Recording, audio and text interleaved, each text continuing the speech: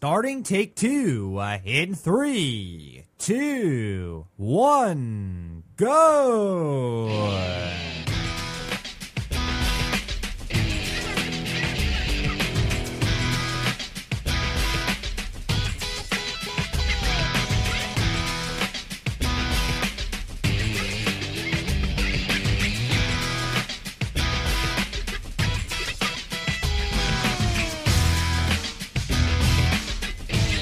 Hey everybody, how are ya? Yeah, that is right.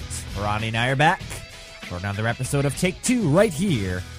And you got it, The Voices on the Net Network. Hey Ronnie, how are ya? I'm great. Great. I'm not on fire right now, so everything's good. Yeah, you know what? You told me about that. We're going to find a bit more about that. Ronnie apparently burnt herself. Yeah, he burned herself, excuse me. So we'll find out what exactly happened there, and so forth. And also, Ronnie's heading to Vegas too, so she's looking forward to that, and we'll talk more about that too. Ronnie's going to make it official, as she does at the beginning of every episode. What she does is she announces the episode number at the beginning of every show.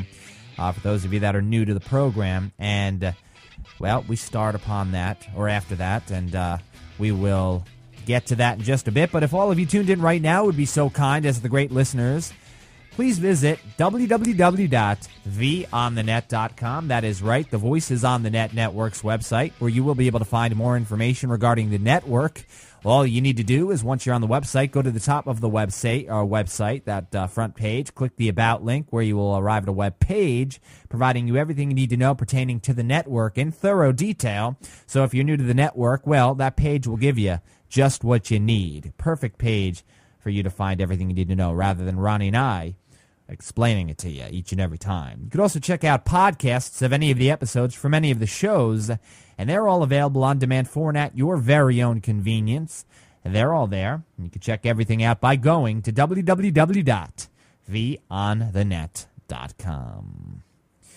So yeah, Ronnie, we are yet another episode of the show. We're here again, and we really have a great itinerary, as we do always for the great listeners. But before we get into everything, if you could make it official, check that envelope of yours. I know you've got it over there, so you do the honors. I was peeking. Yeah. I was peeking really hard. Yeah, you were? We are on episode, 276. There you go. It comes after 275, before 277. Yeah. We're at 276, episode number 276. So welcome, everybody, once again, and yeah, Ronnie, you burned yourself, and what exactly happened? What? It had to do with a candle, obviously. You're a candle lover, and apparently it just it hit. It didn't hit your skin. It hit your cloth, your clothes. Set my sleeve on fire. Well, I was watching chat, as I always do. Okay. And it went off. So I thought it was me. I'd lost connection. So right. I had just lit one of these little candles because I didn't want the big candle in front of my face, make it more hotter in here than it necessarily has to be. And when I seen that went offline on the chat, I was trying to reformat the chat, move the window over, get out, sign back in. Didn't realize until I pulled my arm back that I had set my sleeve on fire. Now I got a big U in this supposed to be fire retardant shirt. Well, according to my specs, it is not. Well, that's not good. Well, at least it didn't burn your skin. That would have sucked. Yeah. Then again, I'm not saying that's probably what gave me a clue. Well, yeah. Usually your brain will tell you when flame is getting close to your body. Yeah, usually pain sets in, and then or a little bit of a burning sensation, or it's getting hotter as your skin edges closer to the flame.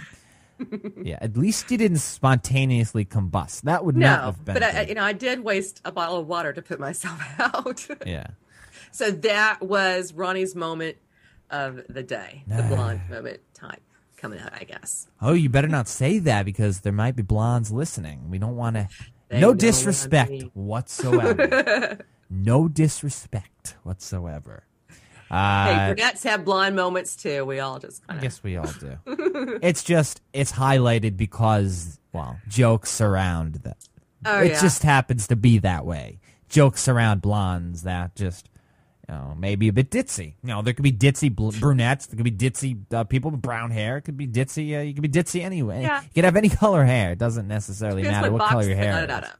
Right. So, well, yeah, as long as you didn't get hurt, that's all that matters. But, of course, you don't want to burn your clothes because, well, yeah, they're your clothes, and walking around with burnt clothes isn't exactly attractive. But I guess if anybody could pull it off, it would be you, Ronnie. Yeah, that's right. Yeah. Leave it to me. I'm going to test it one way or the other. So Oh, candles are man. becoming a danger between me and my computer system. Yeah. Well, you're an adult, Ronnie. You're not a kid, so I would Sometimes. hope you can light a candle and use it without damaging anything, including yourself. But that might be in question now, That could be in question today. possibly.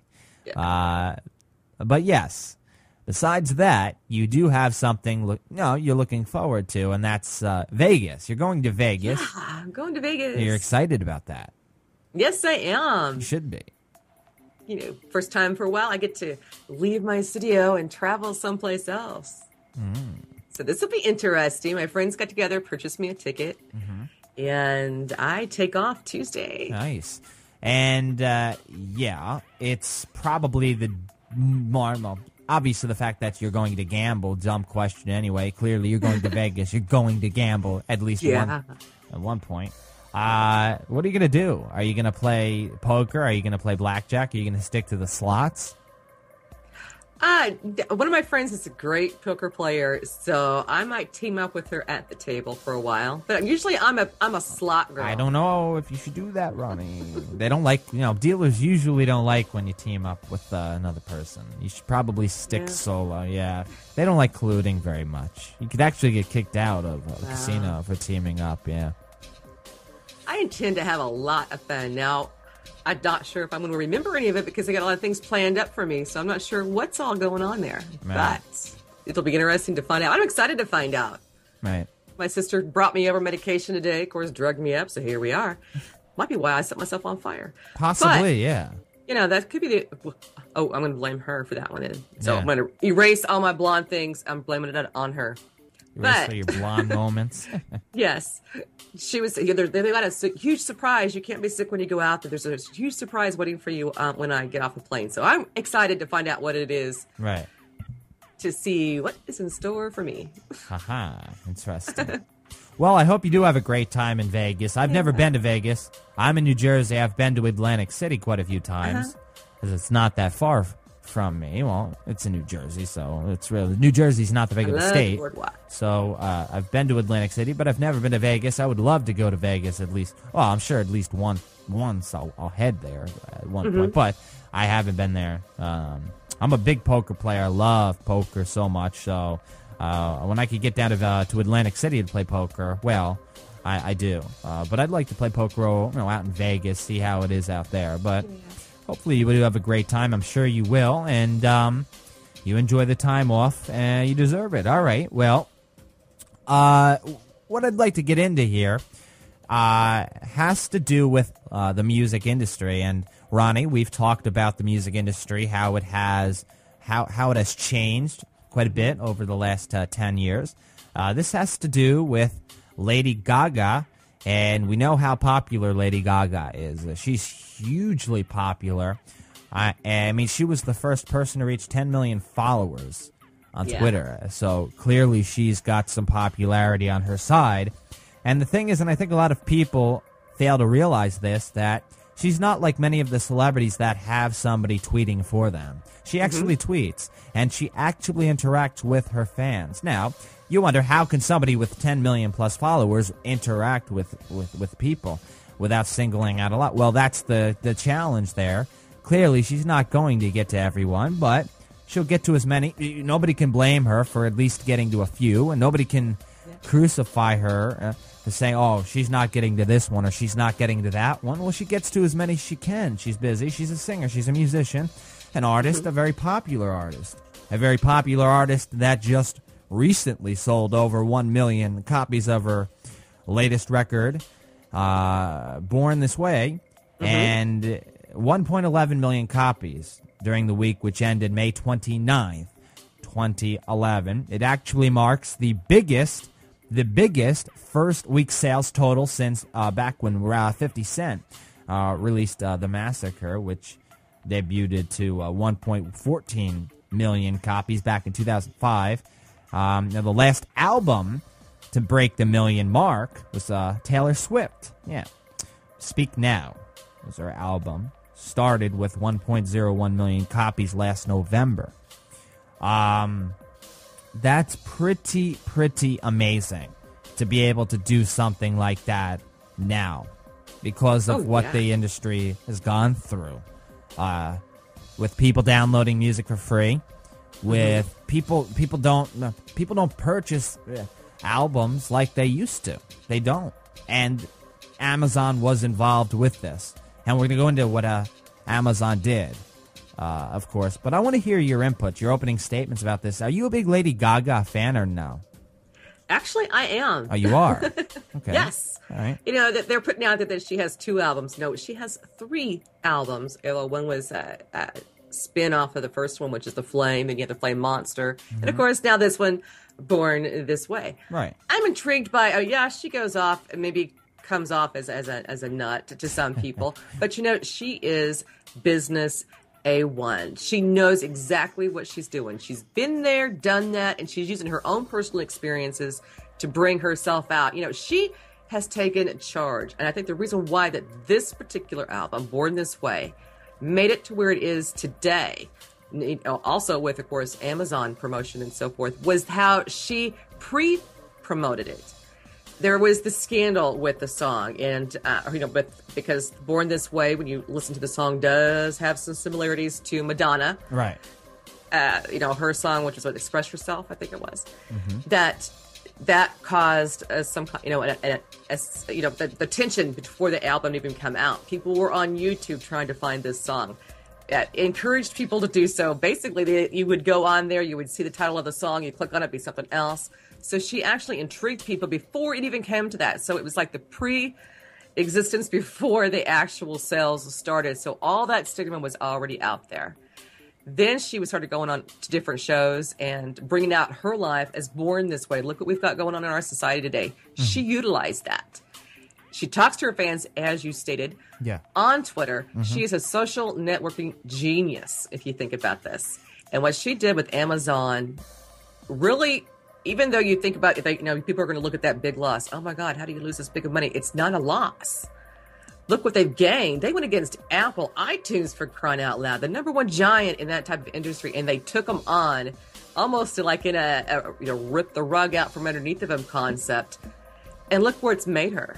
Right. I think that she's absolutely a genius, regardless of how she dresses. That's her style. That's her way. That's her She's clip. Today's Madonna. She does that. She's today's Madonna. And the thing is, people that grew up when Madonna was popular clearly see the resemblance between both of them, and clearly there's quite a resemblance. That's just how she. That's how she is. Her style. That's her style. It sticks out. The media loves it. They eat it up. She knows that it's going to generate a lot of hype. Clearly, it worked for Madonna, and we all know what worked. What usually works for the most part in the past usually works in the future. So, in terms of that, at least success, you can't get away from that. You can't blame her for doing what she's doing. She's creating music, and pop music is pop music. Pop music is really I talk to people a lot about the differences in, say, the 70s, 80s, 90s, and now in terms of how pop music has changed. And it really is interesting how it has changed, how it has shifted, because you have artists that may be labeled as rappers, but it's more poppy. It's just, maybe not necessarily rap. How can I say this? Maybe Jason Derulo. You bring up Jason Derulo, for instance. He has such a pop sound. Neo, pop sound. R&B pop sound, you know what I mean? R&B alone has changed quite a bit over the last 10 years, too. So how the music industry has shifted itself quite a bit.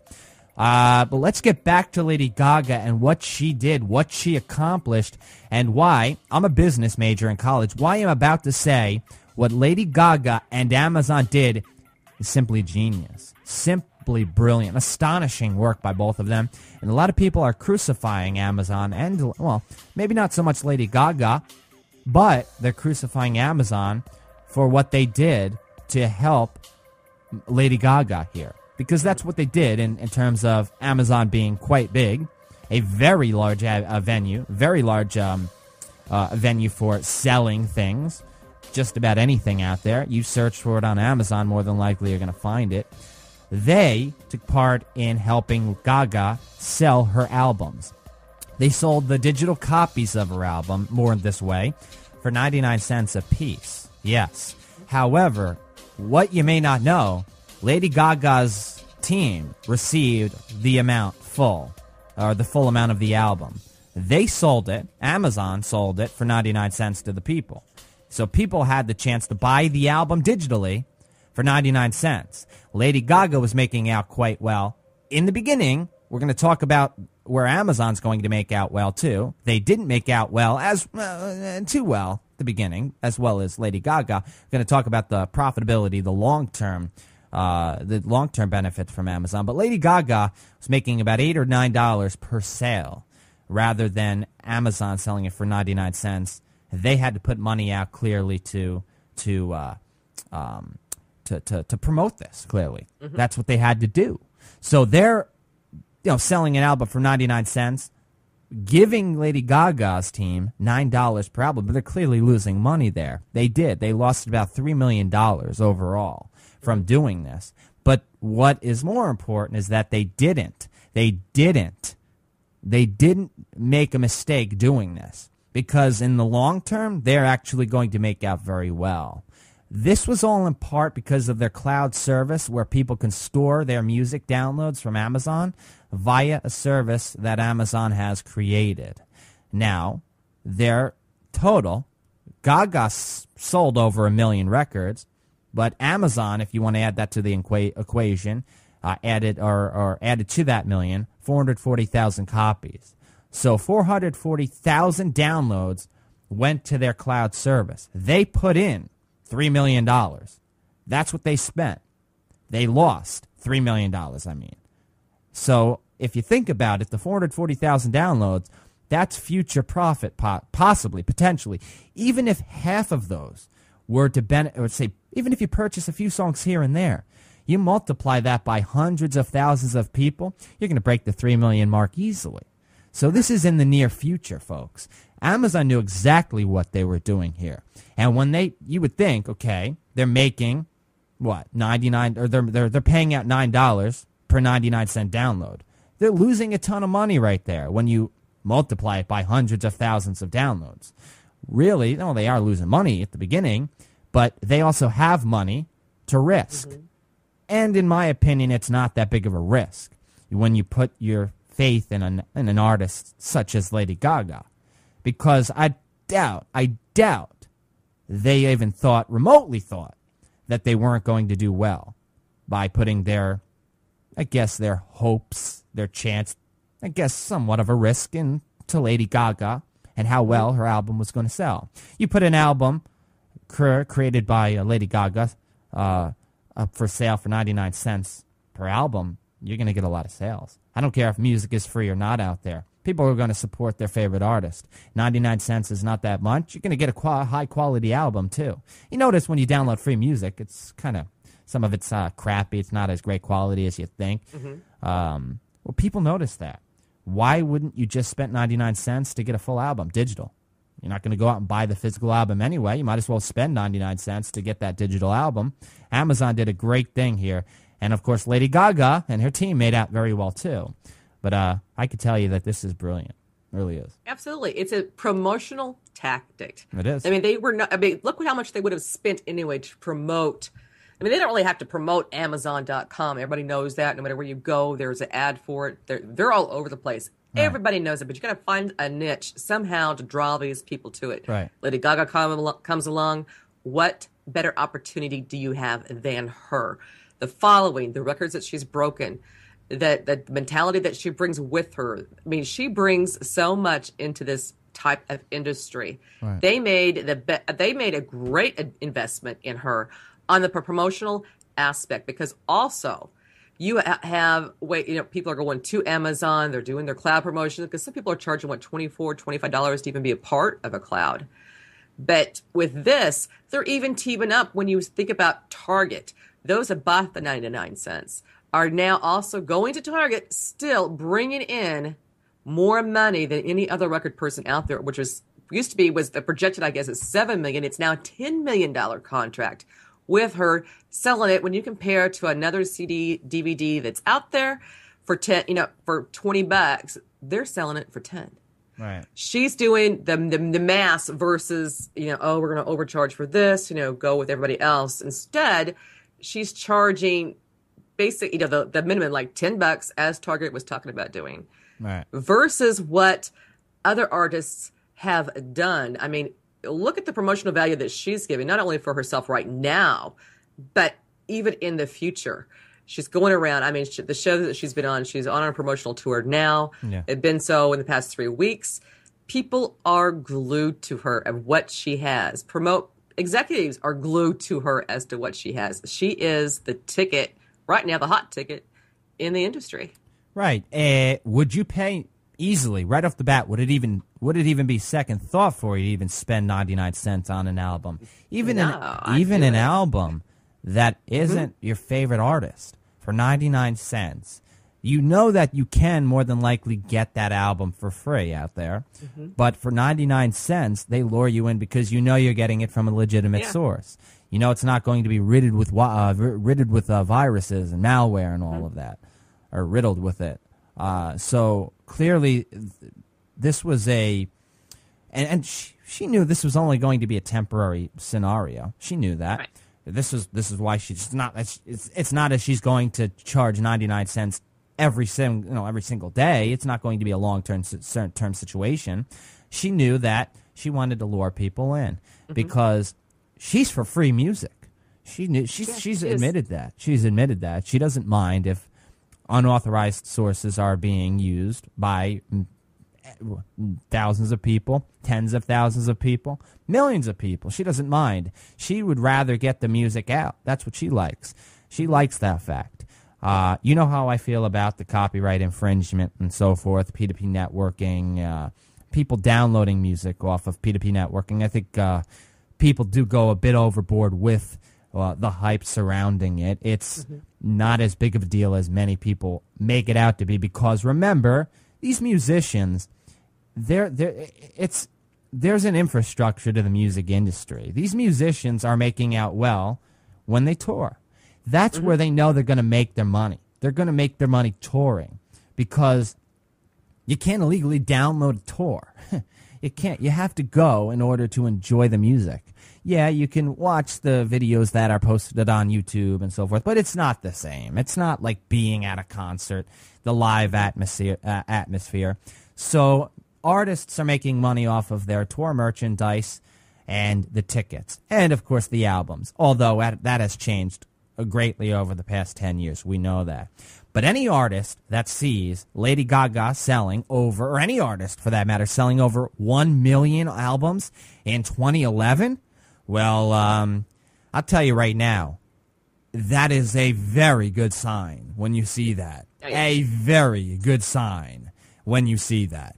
Because who would have thought? Who would have thought that would have been possible now? Let alone half of that. Right.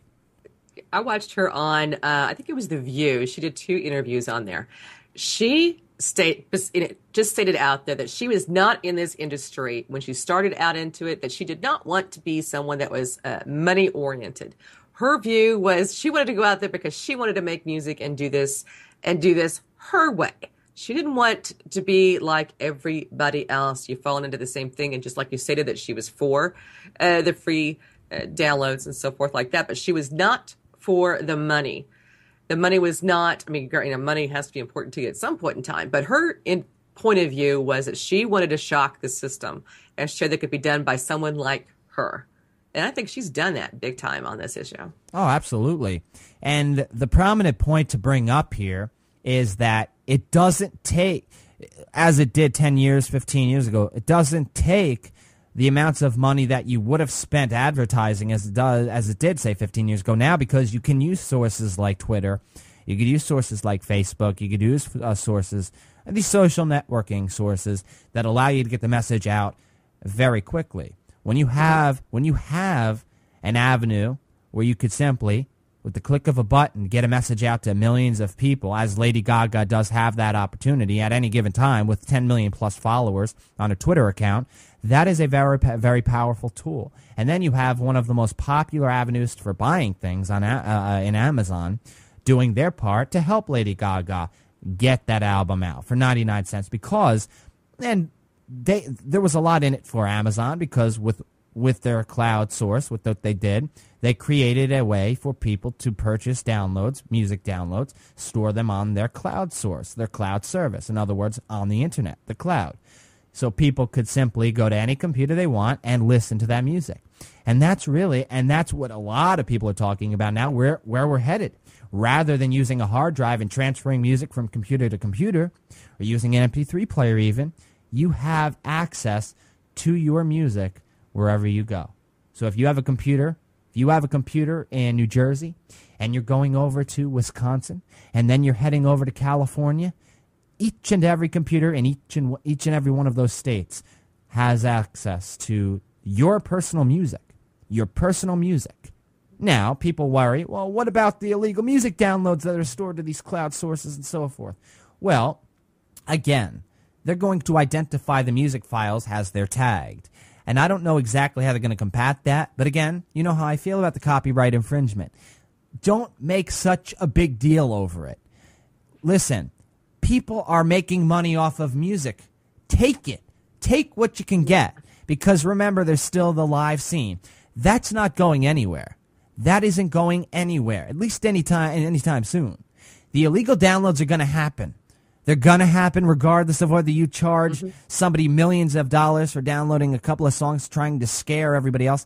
The scare tactic is not going to work long term. It's not. So you have to take it. It's going to occur. And I think places like Amazon and places that are allowing people to store music downloads via a cloud service, as Amazon is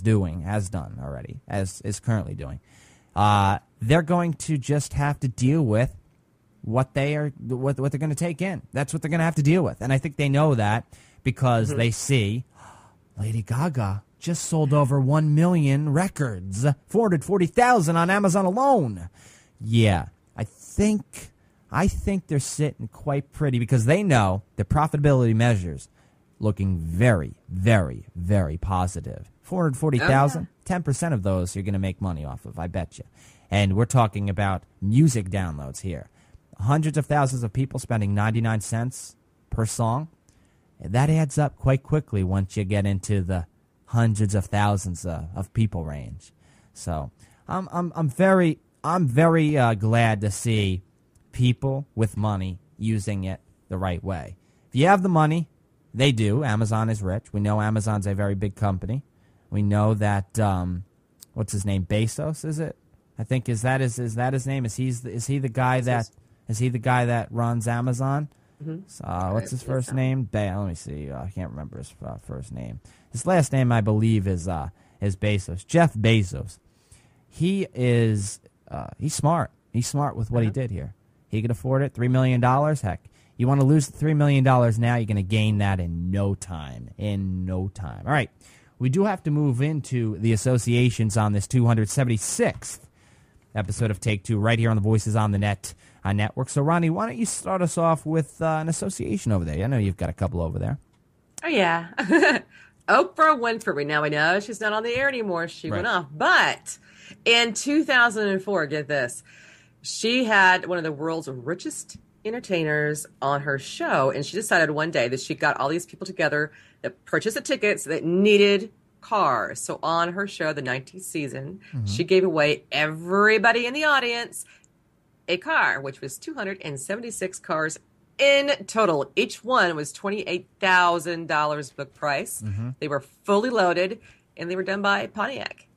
It amazes me what she has done in her career. The amount of, and she could afford it, but the amount of goods that she gave away to the audience members that watched her show, that people were going to get what they were going to get. They were Oprah fans anyway, but you bet your bottom dollar that there were people that went simply for the incentive factor. They knew they were going to get something nice going, and this was a draw-in for her, too. She's so popular, it's not even funny. So she knew exactly what she was doing in that aspect. She has a lot of money to spend, and she gives it away to charity. She does help a lot of good causes. And I tell you, I respect Oprah for what she does. So 276. And the members of the audience on their cars, they did not have to pay the taxes. Actually, General Motors stood up and paid the taxes. They stepped up to do it, huh? Wow. Yeah. Very cool. I've got an association for you. We go back to 2009 here. We'll talk about Facebook briefly. We know how big Facebook is now, and I'll tell you, the last I guess 2 or 3 times Ronnie and I have talked about Facebook, I've brought up, I've said over, but it's still 550 million plus. It's over 650 million plus now, I got to add. They're approaching the 700 million total user mark, if they haven't already broken it. I don't even know. I know they're over 650 million right now. Well, we go back to 2009 and we talk about the demographics. Isn't it amazing that the amount of 35 through 54-year-old users is so high that the amount of growth back in 2009 reached this percentage, where you would think that the majority of the users are probably in the teen range, right, Ronnie? Yeah. Well, in the middle, right in the middle there, right in the middle, tends to be quite a growing group on Facebook. You wouldn't think it's as popular as it is. Well, it is. Back in 2008, the 35 through 54-year-old age group, the demographic grew in the period back in 2008, 172.9%. In 2009, though, I don't believe they have. I didn't check any recent stats. I'd have to check. But in 2009, they reached a growth of 276% for the 35 through 54-year-old range. And that, my friends, is an amazing jump from 2008 alone up to 2009. We're not talking about the 18 through 26-year-old range here. We're not talking about even younger than that. We're talking about a 35 through 54-year-old range here. That's pretty amazing to see. Yeah. Because I would figure it'd be teenagers, yes. Maybe our age group, yes. But not that age group. I was surprised. I'm surprised, absolutely, to see that. Then again, when you have as many people on Facebook on a social media site as Facebook does, clearly the odds are probably a lot better that there are going to be more of a certain demographic on a service such as Facebook. But 276% growth back in 2009 we go back. I'd have to check recent what the statistics are, but seeing that it is associated with episode number 276, that's back in 2009, the Facebook growth was clearly quite popular even a couple of years ago. All right, what do you get into your funny law part before we head into your stamp of reparation? What do you got for us in the funny law department? I have 2 of them. The first one actually involves Take Two. When we first come on the air, we were talking about the box of chocolates and Valentine's Day, how it was illegal for a guy to give his sweetheart candy less than 50 pounds. The law, which is actually subsection 23-276, this is in Idaho, that it actually states that a man cannot give a woman a box of chocolates or candy that weighs over 100 or over 50 pounds.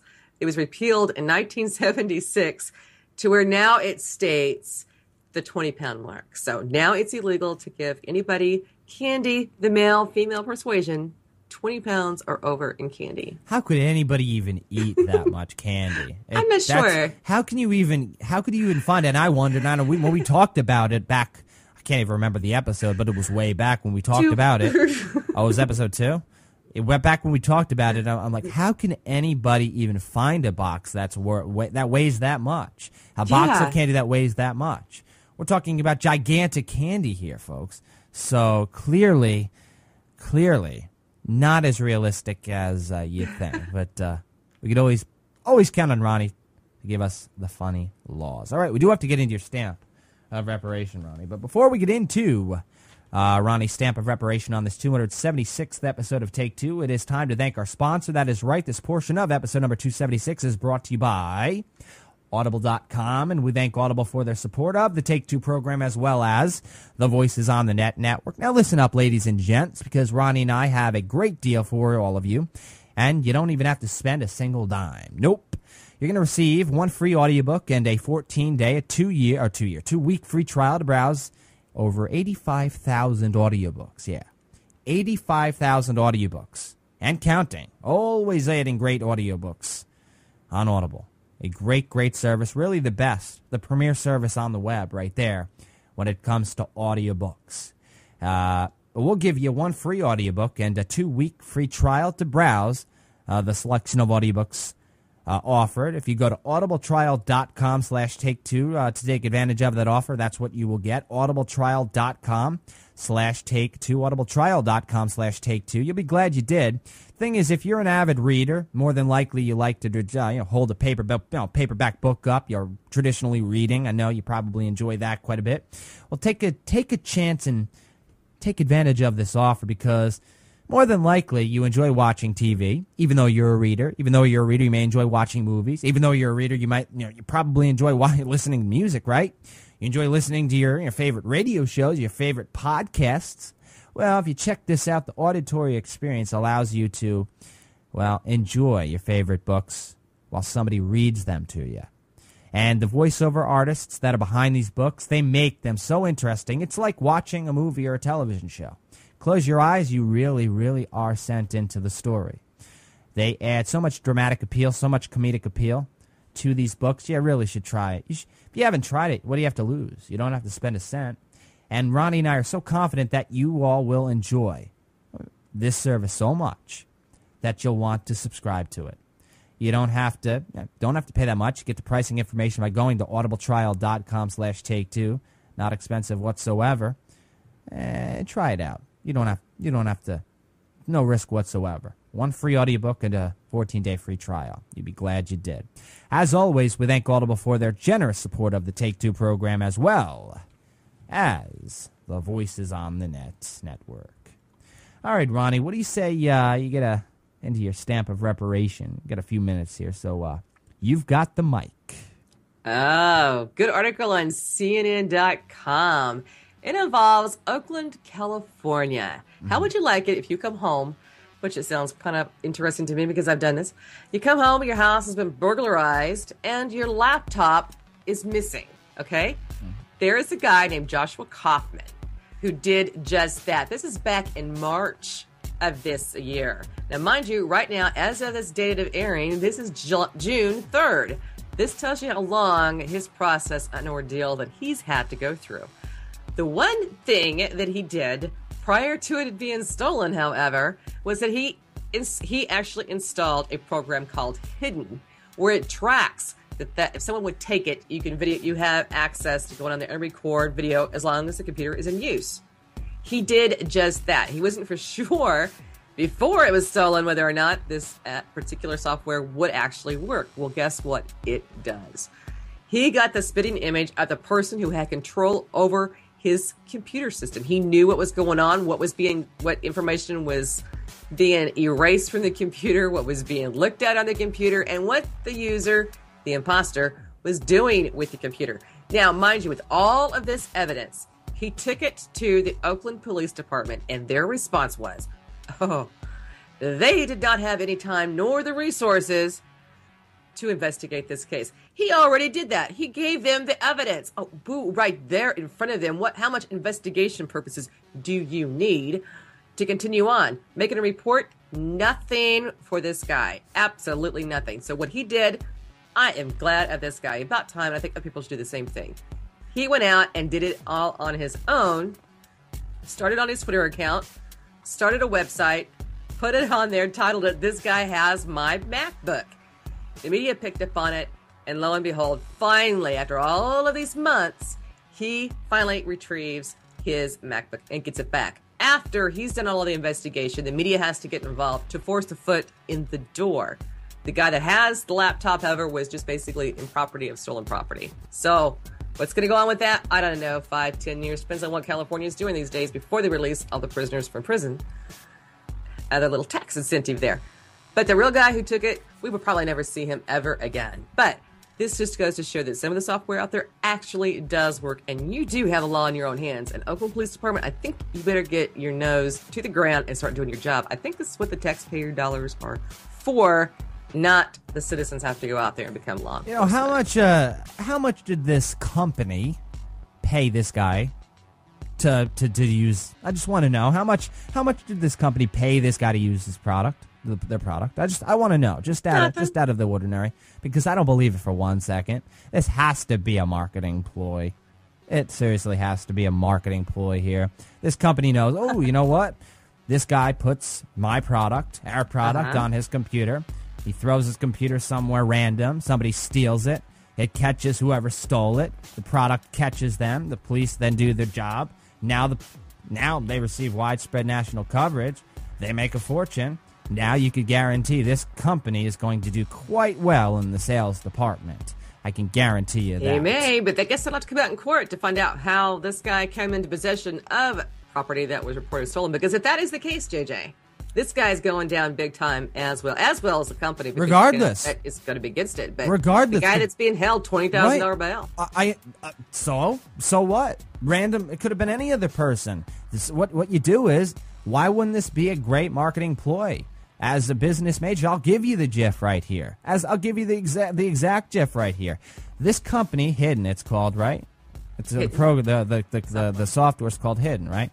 The company that makes Hidden issues this program to people, say set group of people, and what the company says. Now, they're willing to either, maybe they're even willing to reimburse the person for giving up their laptop, back up your files, whatever. They're willing to reimburse the person for, say, leaving your laptop at your local Starbucks, or leaving your laptop in a pizza parlor, or leaving it anywhere in the mall. And somebody sees it, they steal it. Now it's stolen. This company, remember, is reimbursing the person with the laptop that just had it stolen, a la this guy. The company now puts this product to good use, hoping that it is doing what it's supposed to do to find the person that stole the laptop, which is what happened clearly in the story. So the police are now involved, and they find the guy. The company now made out great because the product worked. The guy got his laptop back, and they have national news coverage. Yeah. So now they're making out quite well long term. So I don't doubt it whatsoever that this company actually did that. This company actually used this as a marketing ploy, because you'd be surprised how many strategies companies, businesses go over, and it's the ones that are maybe unethical because of nobody wants their laptop to be stolen. But if they reimburse the person and they have their files backed up, what do they have to lose? They make sure no personal data is on there, of course, but I'm just saying, in general, they can go over quite a bit. They, just like a study, you conduct a certain group of people. You take a group of people, you use them as test dummies here and see if this program really works. They receive national news coverage. It's going to be big terms of profitability for them. We guess we will find out as we go along. Yeah. But with this particular issue, I mean, let's just say that the company, he put this on his computer. I mean, they did not entice this guy to steal anything. He stole it, so he's still there. But, it's a great advertisement if that's what they want to put on the computer and do. They don't have but it's still done its job. They don't have to entice anybody to steal. They let the burglary, or they let the robbery, whatever you want to call it, they let the theft. They let it just happen. They let it go on the way it would go on normally. The company's telling the person, the laptop owner, to leave their laptop somewhere randomly so that somebody steals it. They're hoping somebody steals it so that their product can then go to work, and then they can see if it works as well as it does. It just... Well, I mean, I understand that issue, but this issue, I mean, they broke into his apartment. It's not like, he left the door open. Hey, come in, check my laptop. Right. They broke into his apartment. And the guy actually came in. Not this guy that has a laptop, though. He was just possession of the property. Yes. So whether that part of it was staged, that I don't know.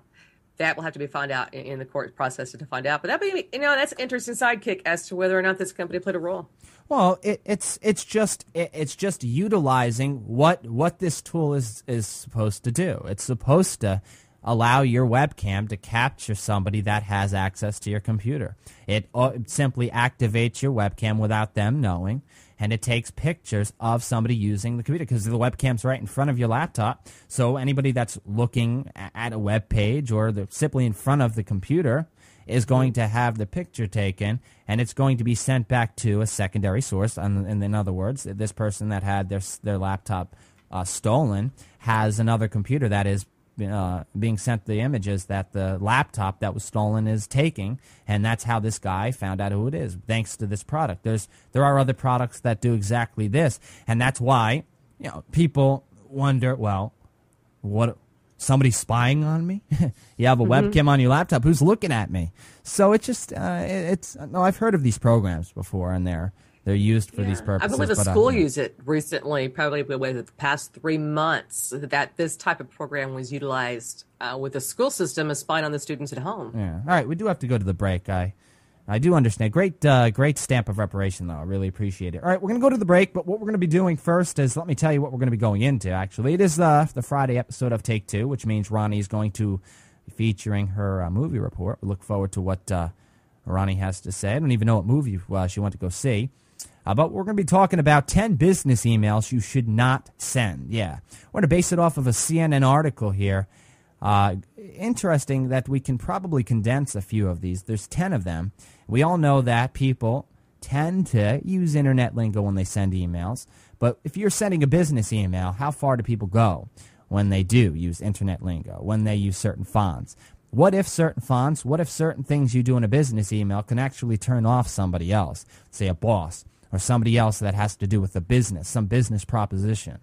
So we're going to talk about that as well as Ronnie's movie report and your blast from the past. We've got a lot coming up during the second segment on this 276th episode of Take Two right here on the Voices on the Net Network. Don't go anywhere, folks, because Ronnie and I return right after the break.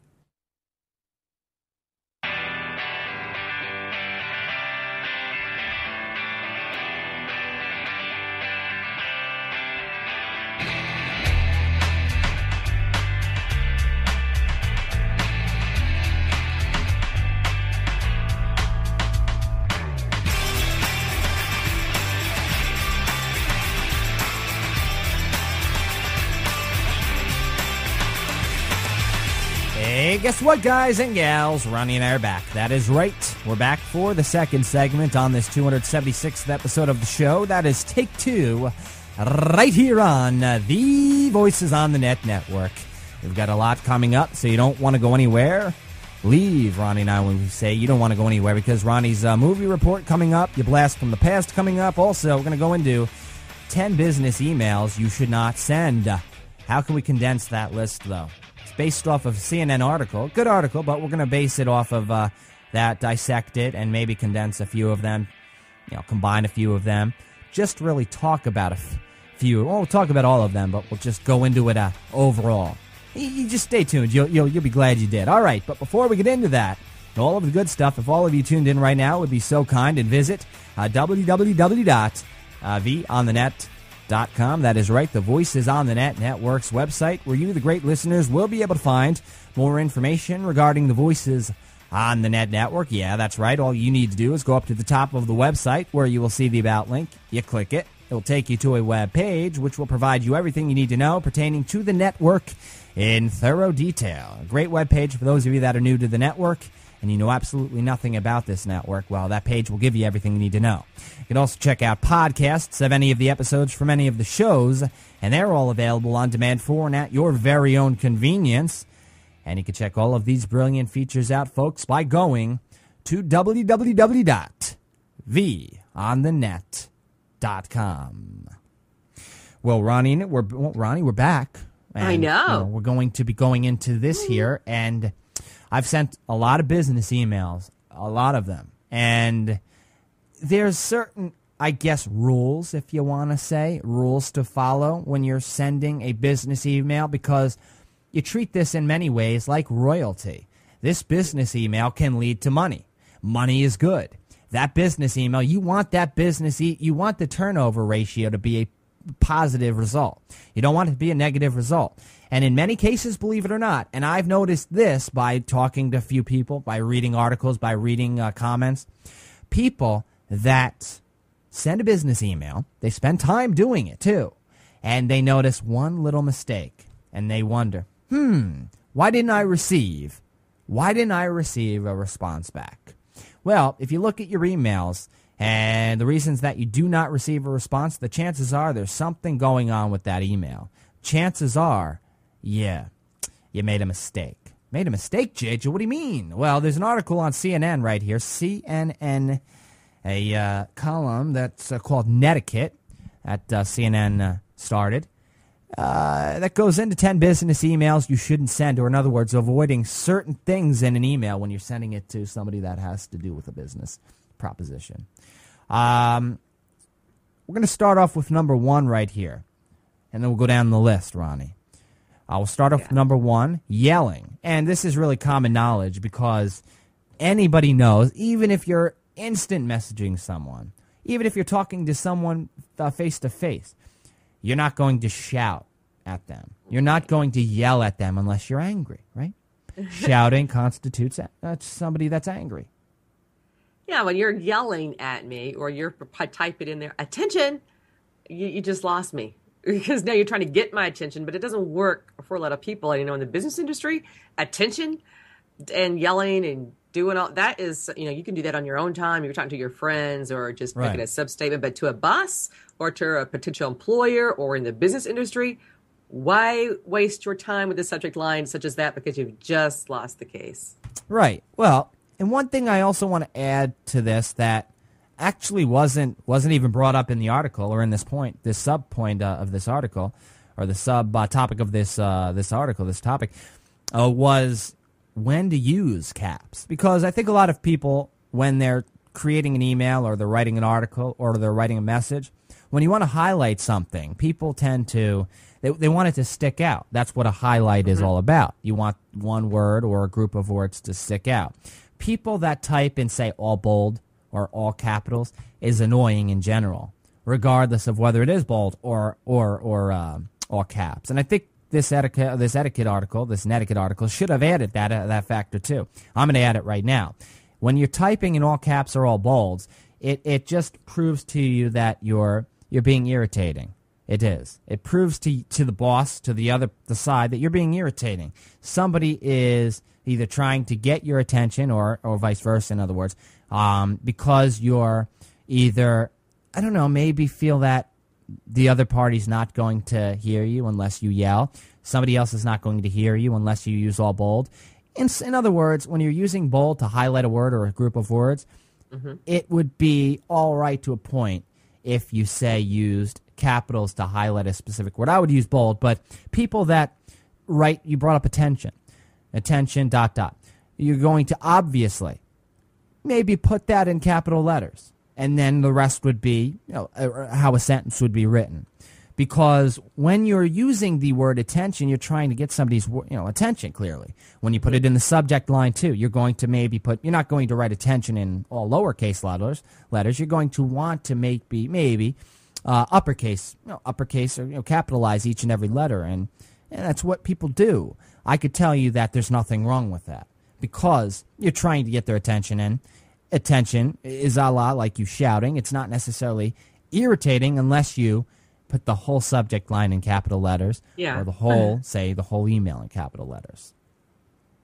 And I've received emails from people, even from class, where it's, attention, just to get my attention in bold, big letters, and then it's exclamation point, clear across the entire thing. Right. No, That's not going to work. I mean, you're going to get my attention, all right. Probably not the correct one. Right.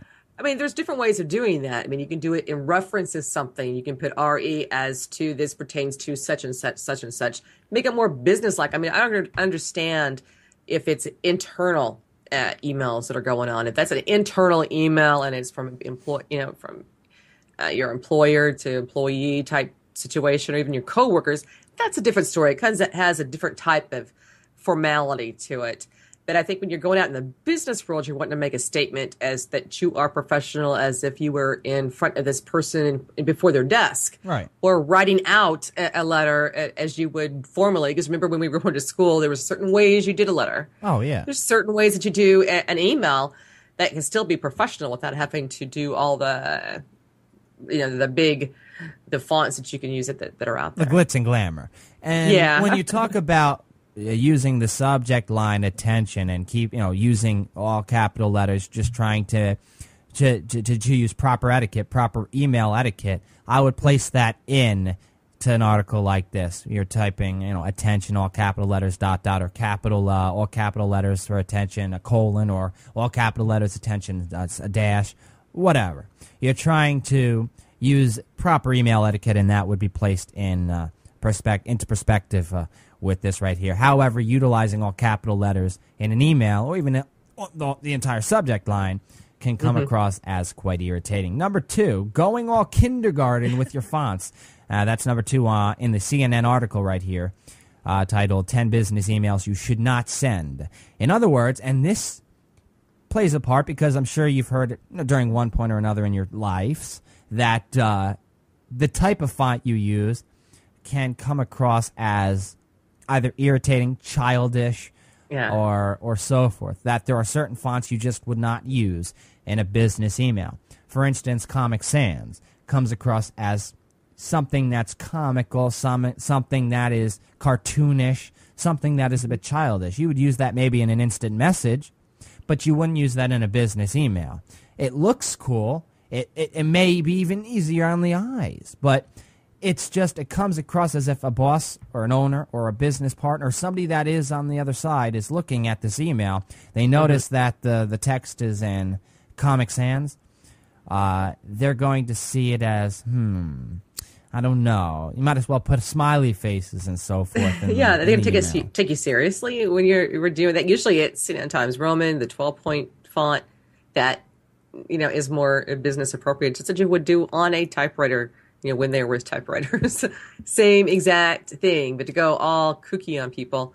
I've even seen emails to where they're using the cursiveness that goes through that. Half the time, some of the people cannot, the monitors aren't set up that way. I mean, I know places that I've worked at that had the monitors set up, old computers. Oh, imagine that you just cannot make out what it says on the screen when you're writing in this cursive. Yeah, it might look nice on your end, but not on the receiving end. And some email programs that I know that I was using at the time couldn't even read them. So it was a distraction. Right.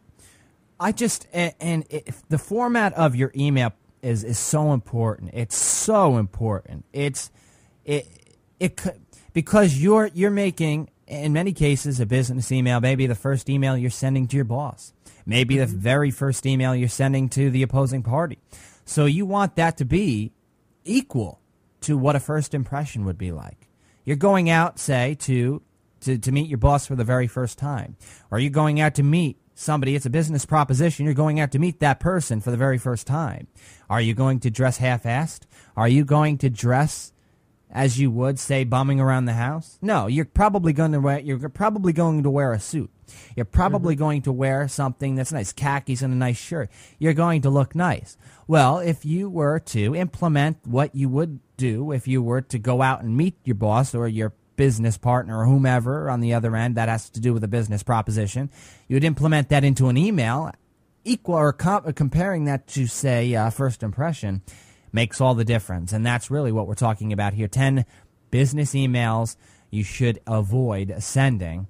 We're at number 2. Number 1, yelling. Number 2, going all kindergarten with your fonts, as it states in this article. Or in other words, using fonts that come off as childish or comical or so forth. Number 3, misnomers.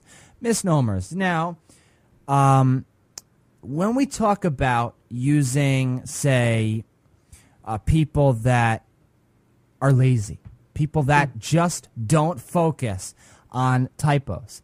And this is something that I say, how many times do you notice in an email program, it will literally give you the chance to right-click it and correct it? But people don't want to do it because they're lazy. Don't say that they don't know or you don't know, because that is BS. You know. Yeah, that's what the red line is for. Well, the squiggly line, absolutely. People that are using an email program, but and even if they don't see a typo, the red line should at least show you, something's wrong, even if you have to delete it yourself and retype it. If you don't know how to right click and use the correct, do the correct or choose the correct word, you could do it yourself if you want. But people, they don't correct their words. They don't correct their words in a business email of all. Well, that's going to come off as a bit lazy. Yeah, or do a rough draft in a Word program that goes through that to where you can go back and change names as you go along, but you have the format already done. If it's going to be sent to a mass mailing. But at least in the Word program, you can copy and paste it. You already know that you fixed it. It's done before you put it into the email and send it out. Right. Absolutely. What about number 4, emoticons? And we talked about... number 2, going all kindergarten with your fonts or using fonts that come across as childish. And I added, well, you might as well add smiley faces and so forth if you're going to use Comic Sans, because it's only going to get tossed out more than likely. Emoticons, people that, it's same as anything else, clearly on the internet. When you use emoticons, it's similar to, say, smiling, or you're sad, or you're angry, or you're winking at somebody. But even though... And if you were in an interview, you may smile quite a bit. You probably would smile quite a bit if your boss said something funny. Somebody sitting across from you said something funny. It comes across as, again, childish. It does. It's like you're drawing on an application. Right. You wouldn't do that. Right. People need to know when there's a line drawn between that balance between using emoticons on the internet and not. Not saying you can't use emoticons in an email. It's just when you're focusing on a business email, you want it to be professional. You want it to be, for instance, if you were to write out a resume rather than type out, go before computers or typewriters even, people writing something out. You wouldn't be writing smiley faces. You wouldn't be drawing smiley faces on that piece of paper, would you? Yeah. No. So you utilize that same notion when you're writing or typing an email out. That's right. That's what I would do. Oh. Okay, even though I'm a emoticon user, not as much as I used to be. You love emoticons, though. Yeah, you do. Yeah. You have to say that. We remember. We've talked about. We went over a period where, well, you weren't using any. We were testing you, Ronnie. I was testing you. But even I would not add an emoticon to a business email. Even Ronnie wouldn't add an emoticon to a business email. There you go. Number 5, overly informal greetings. Yes, overly informal greetings. How many times do people go a bit too far with the informal greetings? How many times can you probably think to yourself that maybe emails that you read that may not be business related, but even personal emails are overly informal? I go like, "Hey, girl," when I'm doing it's just email to somebody. Right. Yeah. Yeah, it's just people that may use slang in an email, or they may they focus on. I guess they forget that they're writing an email, typing an email to their potential boss or a potential business partner.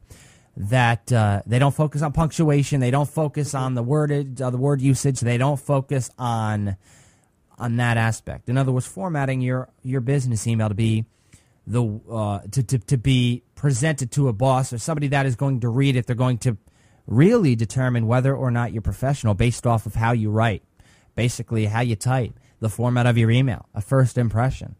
Yeah, that's important. They utilize the internet lingo, the internet shorthand. You are. That they don't go into it, or the LOLs or you, the letter U, not spelling out the word you. It's almost as if there's a whole different language that they forgot about that does not exist in a business environment. Right. And it's just using proper spelling, grammar, and punctuation is the golden rule. When it comes to writing, even if you're writing a basic email to your mother, your father. I mean, you want to use proper punctuation and grammar. I mean, I understand people do use they transfer the word you to the letter U, they transfer the word R to the letter R, but it's just I think we've gotten used to. And I know many of us have gotten used to the shortcuts. And then they forget that those shortcuts, while they're used a lot, need to be altered when you're focusing on a business email. There's a time and a place. Right, absolutely. Number 6, rambling. And again, being concise as you can when you're typing out an email. Some people go on and on and on and on, and they don't get to the point for a while. And the owner or the boss or somebody on the other end, the opposing party that's reading your email has already just tossed it, already deleted it before they even got to the point, because you've decided to go into so much extra in your email, whereas you should get to the point right away. Now, with this one, I'll tell you that I wouldn't just speed through an email, because I tend to detail my emails more than they're in this article they're going into, and it's worked perfect for me. I'm not saying write a full book or a full novel. Don't go that far. But if you're going into a couple of paragraphs even, I don't see a problem with that, because you could still be concise while taking it that route. In other words, 2 paragraphs. You could be concise while we're going that route. Right. I mean, this is the first time that you're writing to this person. The first paragraph, you're basically introducing yourself to them in an informal stance, because email is an informal stance. Right. But you're also trying to utilize some form of attraction, a attention getter to them to draw, because between you and that person is a computer screen. They don't know who you are. Usually the first paragraph is as to who you are, what you do, what your business is. Then the attention grabber. So though you have time at least to get their attention before getting into the major point of the email. Yep. And believe me, there are times where if you're simply answering an email, now there's the difference between answering an email and sending your first one. And I think they should probably add that to this article. I know True. I'm going to right now, because if you're sending your very first your very first email, clearly sending 3 sentences is probably not realistic. You want to introduce yourself, you want to go into a bit about who you are, and then you want to get to your point. And you could get that out in 2 paragraphs, and I think that's fine. If you're answering an email, though, for instance, your boss asks you a question, you received your first response, which is a good sign. But believe it or not, and this happens a lot, even though you received your first response, you could still turn your boss off the second or third time around even. So focusing on being as concise as you can, when answering a question while getting to the point, not using Comic Sans, formatting it the right way, using proper grammar, punctuation, and so forth, is absolutely imperative. Number 7, unclear subject lines. Yes. How many times, and I see this all the time from people sending me emails that they're not properly formatting the subject lines. The subject line is there for a reason. You want the person reading the email, or they haven't even read the email yet. You want them to know what the email is going to entail, clearly. That's what the subject line is for.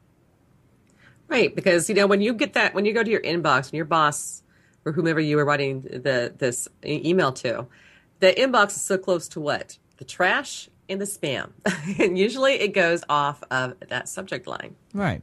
People that are trying to say something, and I think people are worried that they're not going to be creating the subject line correctly. Well, just say it to yourself. What is your email about? What is it about? Are you trying to tell your boss that you won't be in on Tuesday because you're going to be you're sick? You won't be in on Tuesday? You don't know how you would format your subject line for that? What are the keywords? What are the keywords in that right there? If you're emailing your boss saying you're not going to be in on Tuesday because you're sick, you would simply utilize the keywords the day, you're sick, work, your boss. I mean, these keywords that are utilized in your email, those are what you're going to add to your subject line. That's what you're going to focus on. Doesn't mean you're just going to add the keywords to the subject line. You create a sentence out of the keywords, filler words, and then make it up. And then that's what you do. Or if you want to use keywords, you could utilize punctuation and so forth. You could use symbols. You could use a colon, or you could use dashes. You could use commas. You could use periods, just to create the subject line to give your boss what your email is going to be about. For instance, if your boss or somebody can look at that subject line and say they look at the subject line, then read the article, I keep saying article, I apologize, the email. They look at the subject line, they go back to it, they're like, I got exactly what I got from reading that email, from that subject line. That's difficult right there, clearly, but you want them to understand what they're going to be reading. Because if the subject line isn't clear enough, sometimes they may think of it as spam. They may not read it. They may toss it before they even read it. You want them to know that it is an article or an email that you're going to want that person to read. Yeah. Yeah, I mean, the subject line I think tells a lot, because that's an introduction. This is what the rest of it's going to be about. Absolutely. That's your moment to catch them. Right. Number 8, sending too many emails in a row. This Spam. might actually. Well, there's the difference between spam and even sending too many emails. But believe it or not, spam while you're trying to plague somebody else with pointless advertisements or pointless messages and so forth. Not necessarily sending emails that are relevant to the business proposition over and over and over again. That, in other words, you didn't take the amount of time on the first email that you should have. In other words, you forgot to say something in the first email, so you send a second one. Oh, you forgot to say something in the second one, you send a third one. Clearly, you didn't take the amount of time you should have on that first email. That if you have to send 4 emails that all have to do with the same, I'm talking about the same situation that one email is focusing on.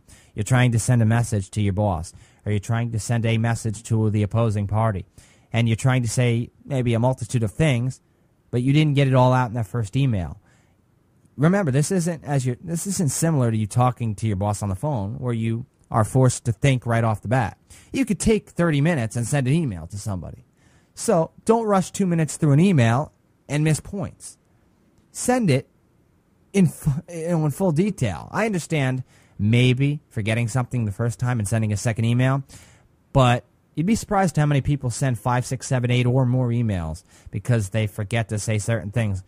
5 minutes down the road, I forgot this. An hour down the road, I forgot this.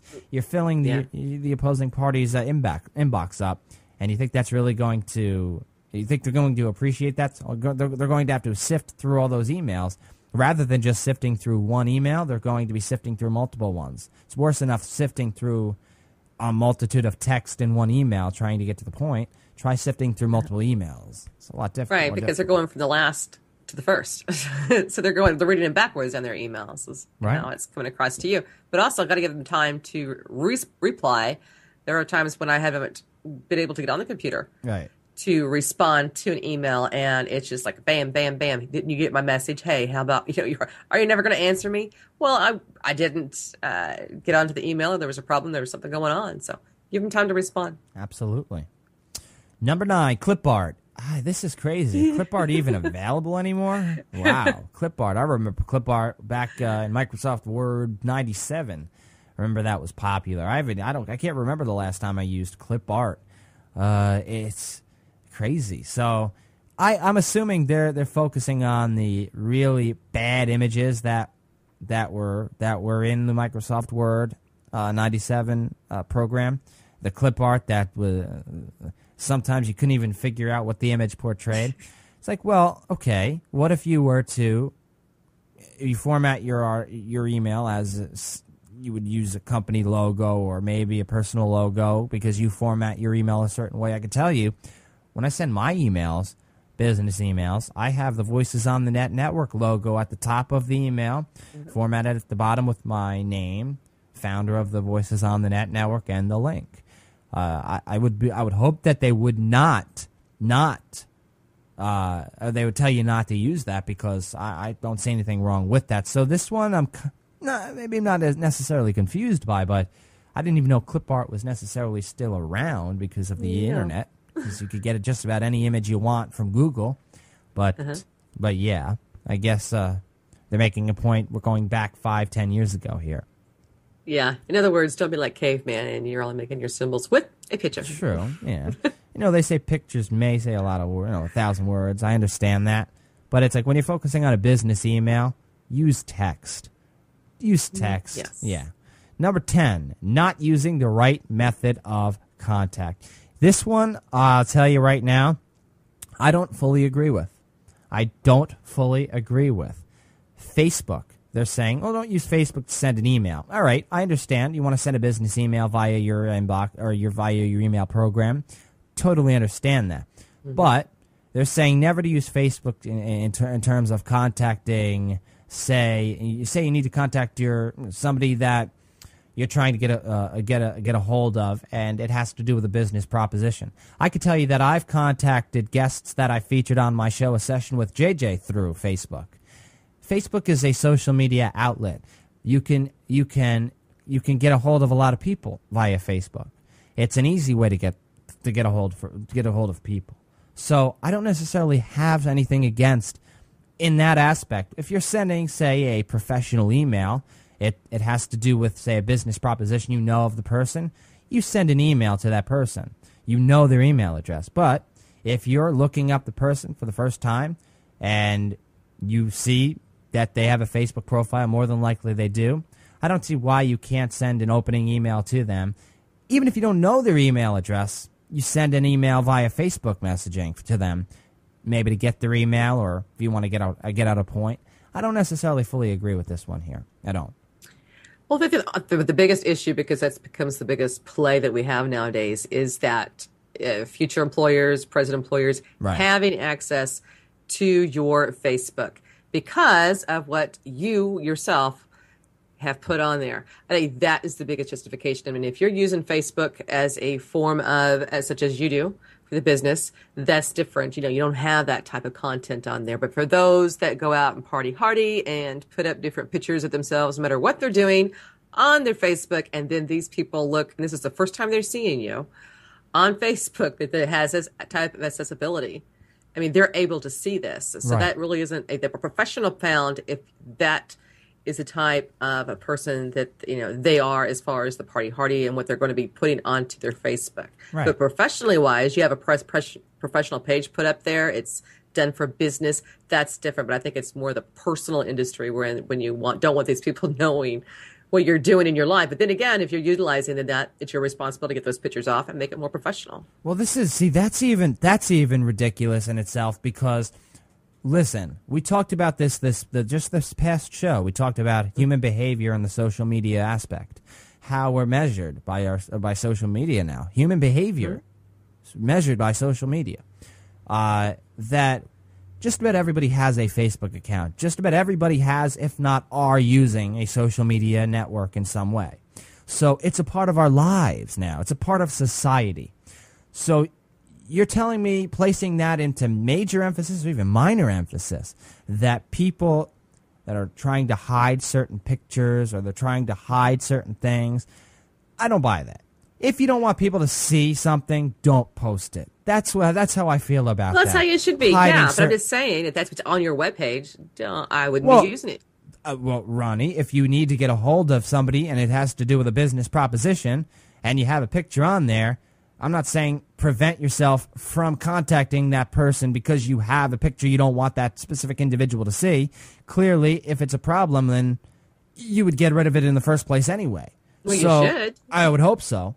It's become a problem because people are worried that bosses are going to see certain pictures on their Facebook profiles. And we've talked about this before, how they're nervous about that. Well, why are you posting pictures you're not supposed to be posting on a Facebook? You're an underage person drinking, and you're posting pictures of you drinking. You're trying to get a job. You're telling me if your boss sees that picture, you're going to now be in jeopardy of actually getting that job, or even being an employee at that job, well, you did it to yourself right there. That's what kind of ticks me off there. People don't think. It's like, well, put 2 and 2 together, you equal 4. That annoys me. It really does.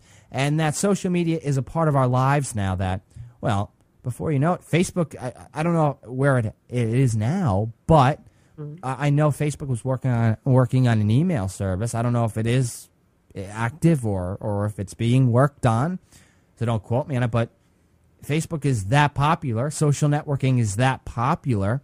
650 plus million people that, who knows? It could take the place of the traditional email because you have the way you have this comparable ways to send a message to the opposing party via Facebook, via the social networking site.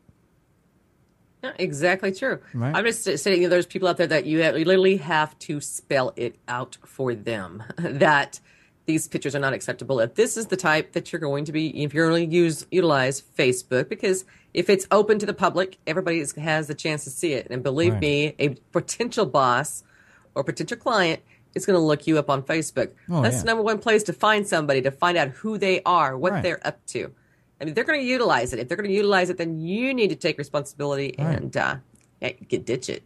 Absolutely. They many people Google people, but they'll I'll tell you, they'll utilize, and there are ethical rules behind, in other words, spying on certain people, or if you're focusing on an employment decision, looking them up on Facebook may be unethical, but not necessarily in the case of whether or not they're going to do it or not, because whether it's unethical or not, they'll find a way around it. They want to find as much information about who they're going to potentially be hiring as they can, and that's very important for them. All right. Those are 10 business emails you shouldn't send. Great article on CNN. However, you talk about some of the ones that could maybe be condensed right there.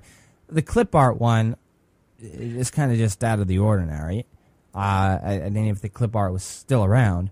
But I brought up, for instance, number 2, using, say, Comic Sans or a certain font.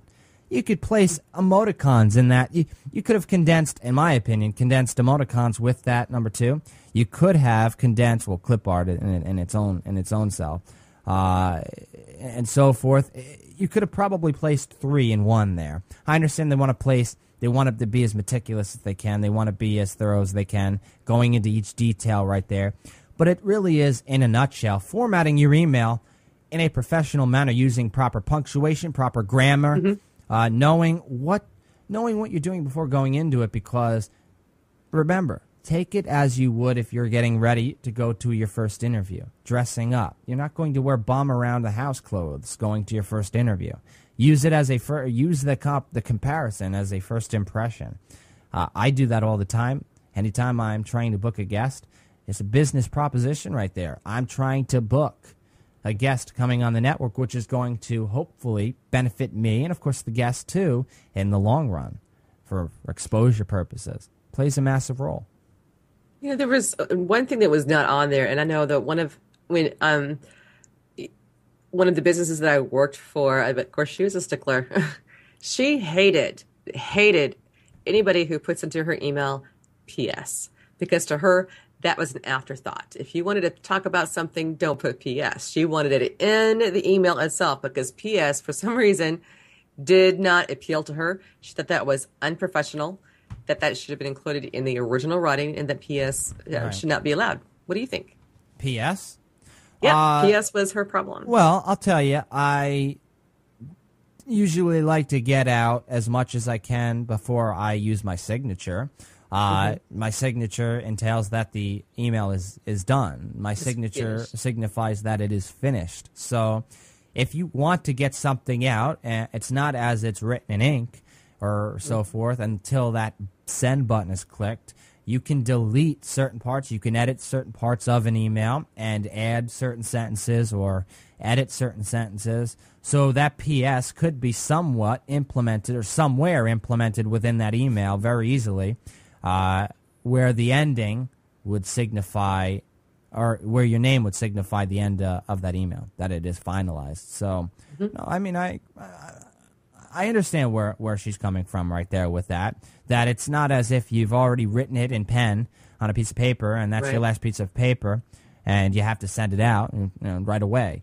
You can delete whatever it is that you've written and or typed out, and voila, it's as easy as that. That's what we get from technology, the benefits of technology right there. All right. We do have to head to Ronnie's movie report. I don't even know what movie Ronnie went to go see. We're looking forward to what Ronnie has to say. But before we get into Ronnie's movie report, it is time to thank our sponsor. That is right. This portion of the 276th episode of Take Two is brought to you by Audible.com. And we thank Audible for their support of the Take Two program as well as the Voices on the Net network. Now listen up, folks, because Ronnie and I have a great deal for all of you where you don't even have to spend a dime. You don't. You'll receive one free audiobook and a 14-day, a 2-week free trial to browse over 85,000 audiobooks. Yeah, 85,000 and counting. Audible's always adding great books to their service. Really the premier service on the net. They have quite a reputation, a positive reputation, that is. Well, you don't really have anything to lose. You don't have to spend a dime, and you receive a free audiobook and a 14-day free trial to check out this service. We're confident that you will enjoy it so much to the fact that after the 14 days are up, you'll want to continue being a member and pay for it. But you get the free audiobook regardless of whether you cancel the free trial. You keep the audiobook, the free audiobook. You go to audibletrial.com/take2. audibletrial.com/take2 to take advantage of this great offer. You will be glad you did, because even if you're not an avid reader, more than likely you've maybe picked up an article or a magazine, or you've picked up a book and you've read it traditionally, or you enjoy watching TV or your favorite movie or listening to your favorite radio shows on your computer or your MP3 player, your favorite podcasts. It's the auditory experience. You're listening to somebody read to you. I tell you, when I first listened to an audiobook, it intrigued me right off the bat, because it's not as the voiceover artists that are voicing these books are monotonous. They're not.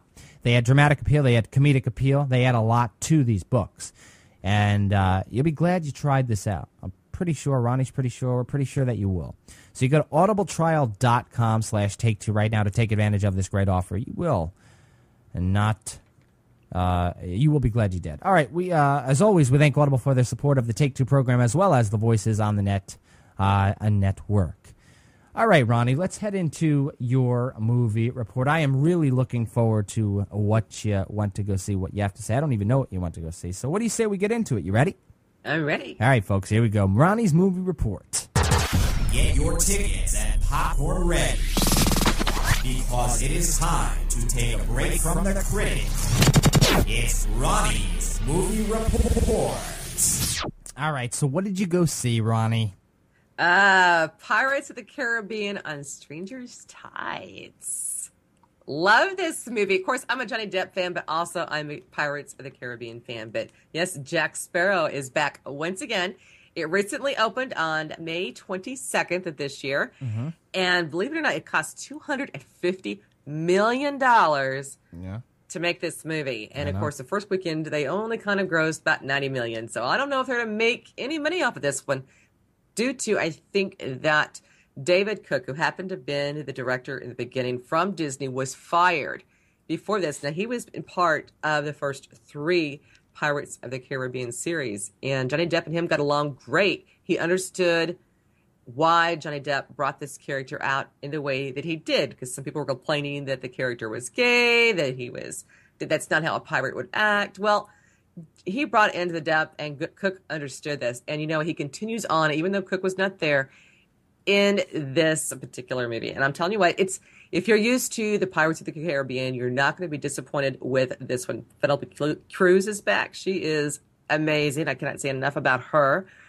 But it brings back, where we're looking for that fountain of youth, happens to be the most theme into this. I think the graphics is really going to throw you off as to how they bring this together.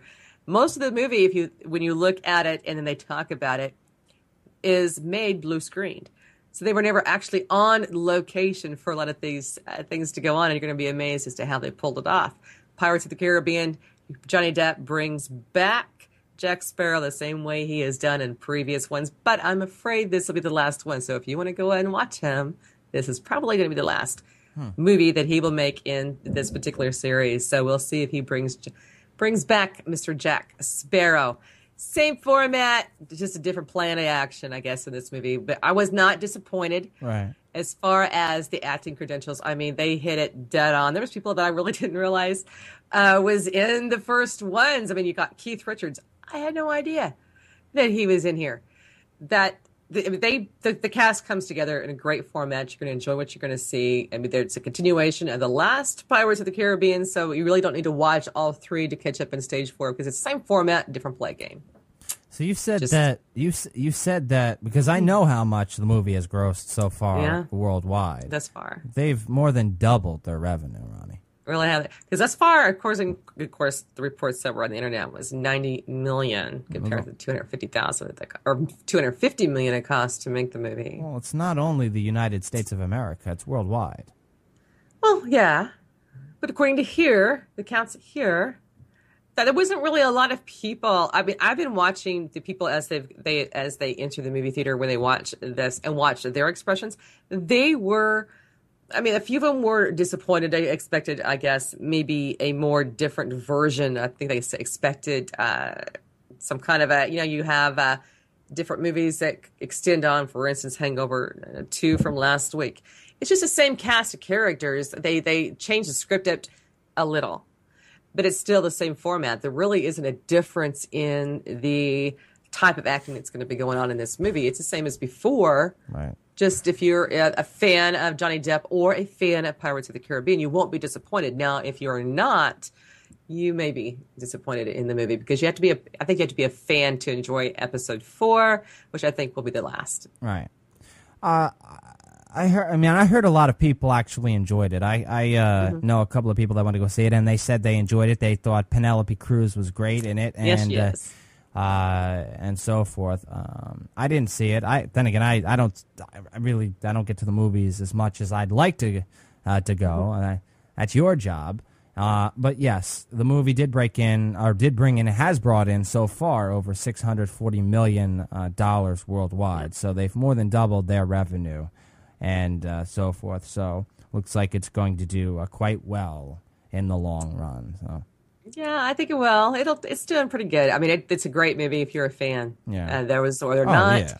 Might not be so much, but hey, Johnny Depp is Johnny Depp, and he does what he does. Yeah. All right. Well, very cool. What do you give it out of 10 stars? What would Ronnie give it? Well, being a fan of Johnny Depp and of Pirates of the Caribbean, I would give it a 7. See, can't add your bias right there. See, yeah. Yeah, see, that's what separates the critic with I'm you. A fan. Yeah, see, but you're doing it's more of a fan review. I understand the critic and so forth. Yeah. So a 7 out of 10. All right, Ronnie. Very good. Thank you for your review. Glad you went to go see it and enjoy it. I would like to see it, though. I've seen all of them, and except for this one. So eventually I will go and check it out. All right, let's go into your blast from the past, folks. That is right. For episode number 276, it is time to go into the past. So, Ronnie, what do you say we take the time machine into a past discussion? What do you say? I'm ready. Let's just. This one is actually arguably one of our greatest debates. It really is. It really is. It has to do back with the text messaging law, whether or not parents should actually be penalized, and for a first-time offense too, for their teens' actions in terms of sexting. Arguably, and many listeners have stated that this is up there in terms of great debate. So we go back into the past. Here it is, folks. Enjoy your blast from the past. Any person, for that matter, whoever's in charge of the situation, whoever's in charge of setting forth the misdemeanor charge to the family or to the teen or to the kid or whomever for when they do break the law or do something like this by sending a sext message to their friend. So the judge, in other words, stating to the parent, listen, rather than you going to an educational class here, you need to take the privileges, revoke the privileges from your kid. Otherwise, you will be sent to this educational class, or you will be penalized. In other words, give the parent at least a chance not to get in trouble for something they didn't do. You understand? They may not have done it, but they prohibit it. They're allowing it to happen. It's not worth it. You go before a judge. That's the minimum of this bill. The minimum. So the judge can't even say, oh, this is what I suggest for you to do. Well, the judge can't even do that because that's out of his hands right now if this law passes. Right. Because he can't give you a minimum, lesser than a minimum punishment because the law is not allowing for that provision because it's already been downgraded from a felony. But I think, yes, parents should be able to sit there and have to put that. I don't see there's any problem with going to classes because, hey, if he gets in trouble in the juvenile process, the parent is mandatory to show up. They are mandatory to take part in education classes. They are mandatory to show up for any type of probationary hearings. They are mandatory to go for, if they happen to be a drug charge, drug court. Parents have to be there. So this is no different. This is, you have a point of being a parent up to a point, and if you don't, here's law. Well, the parent's going to be there, Ronnie, but I think you missed. I think this spun totally around you here. It's totally around you. This class right here that parents are forced to attend if their kid gets in trouble obviously was is in a specific bill right here. Say that that wasn't necessarily in the bill, or say it was in the bill along with the fact that they need to revoke the privileges from their kid. And if they don't revoke the privileges from their kid, they then have to attend this class right here. In other words, give the parent. You're telling me that the judge or the cop or whomever can't tell the parent to revoke the privilege, yet they could tell them to attend a class. I don't understand why they can't tell their kid or tell their parent to revoke privileges if they can tell their kid or their parent to attend classes. Why? Why can't they? Well, people can't have it both ways. Do you want the parent, the police officer to be a parent and tell you how to parent, or do you want the police officer to do their job? That's the issue. You can't have a police officer goes in there and says, "This is what I think you should do."